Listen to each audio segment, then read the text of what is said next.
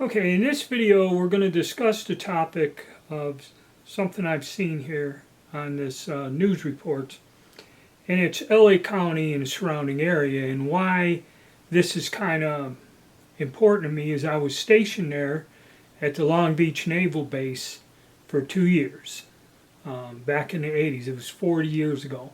So I'm pretty familiar with that area, and I kind of, out of all my duty stations, I did like it there at the time. I didn't stay and live there when I was discharged. I went back to the East Coast, but I still keep in touch because I'm still familiar with the surrounding areas, suburbs, and that region. Okay? So, what we're going to discuss is, first of all, also California is tough when it came to DWI laws were the first thing. Now, gun laws and restrictions, it's a place, a destination for illegal immigrants. It always has been because it's right on the border with Mexico down there south of San Diego and that. So there's a lot of these political issues. But the thing that caught my eye is just cruising around on YouTube is I've seen where this state that has the strictest gun control and ammunition control and all this other stuff, there's been a rash of burglaries and stuff in this area, and there's several of them here. Other than your flash mob robberies at jewelry stores and that, I've seen that, but this here is armed thieves target Southern California family at dinner time burglary, LAPD footage of a shooting at a gas station. Grand Hills, that's somewhere I think in San Fernando Valley. Okay, Grand Hills homeowner shoots and kills suspect during a break-in. They had forced break-ins to their home. And there's several of these. There was 2 or 3 of these, or either I'm catching the same thing over and over again. But the story is they have these break-ins day, night, all the time, and some of these people said in the neighborhoods that the break-ins are a daily affair, and I'm wondering why would, and it's a group of like 4 to 5 armed individuals that attack your house in the middle of the night. That's where this one report was saying where the individual shot one of the assailants, and they came into the house with rifles. Now, with the way the politics are there, where the governor wants stricter control on firearms, stricter control on ammunition, but yet these thieves are free to roam everywhere, and it's just people aren't safe in their homes. And this isn't like the inner city or something. These are pretty decent residential neighborhoods that this is occurring in.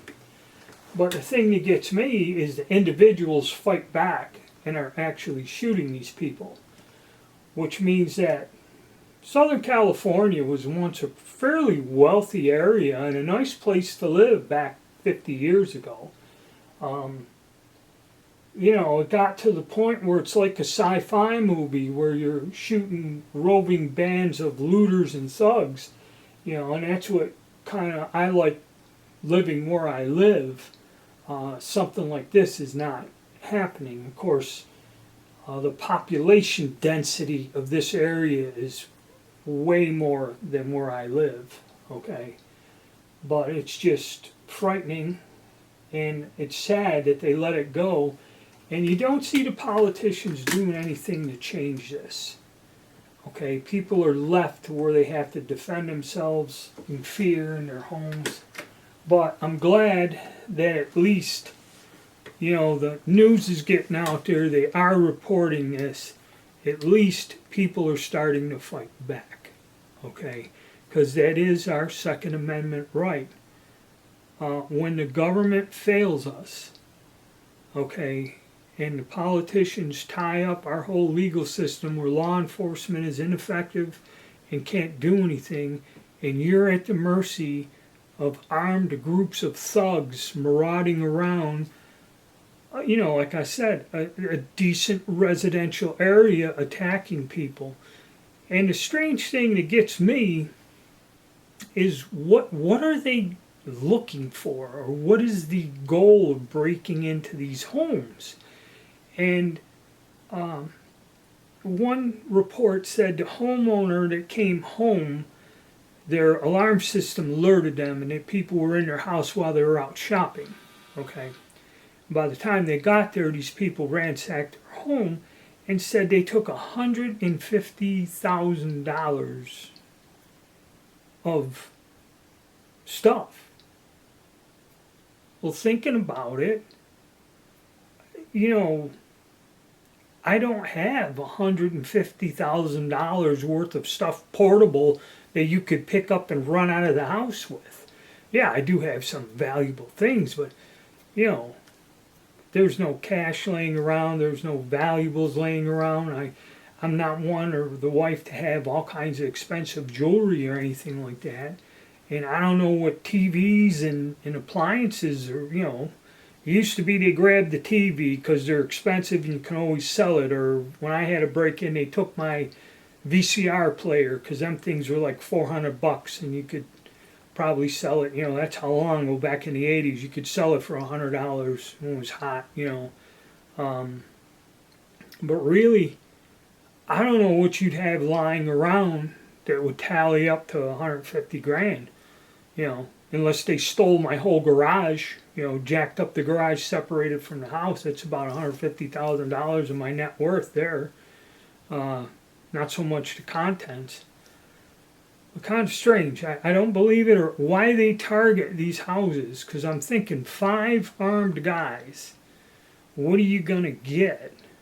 So a lot of this doesn't really make sense to me.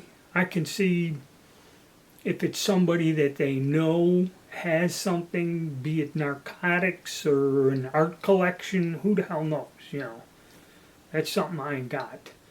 But yeah, it's very strange. Well, anyway, guys, it's good to see that people are fighting back, and at least some media is out there sending a message, that Americans ain't going to stand for this crap much longer.